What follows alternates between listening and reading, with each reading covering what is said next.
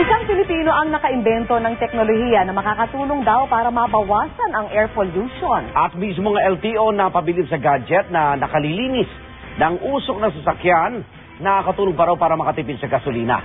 Darito ang report. Sa bawat buga ng tambutso, nakalalasong hangin.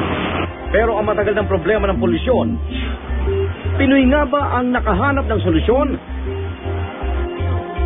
Siya si Eranio Evangelista, inventor ng Aeronox.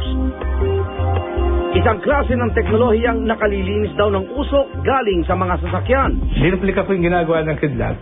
Pag pumasok yung nitrogen na 78% plus 21% na oxygen, plus pollution, kukonvert siya as nitrous. Pag dumating sa loob ng engine niya, nag-100%. Kaya wala ka ng pollution. Sinubukan ang husay ng Aeronox sa sasakyang ito. Na umabot sa 1.047 ang reading sa unang emission test. Pasado naman ito sa pamantayan ng Land Transportation Office.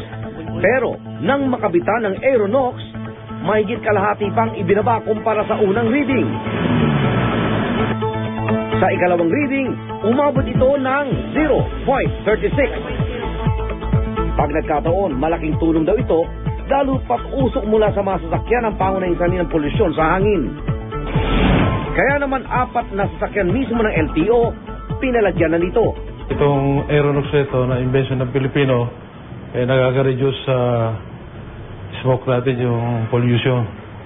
Tapos saves fuel, saka more engine power.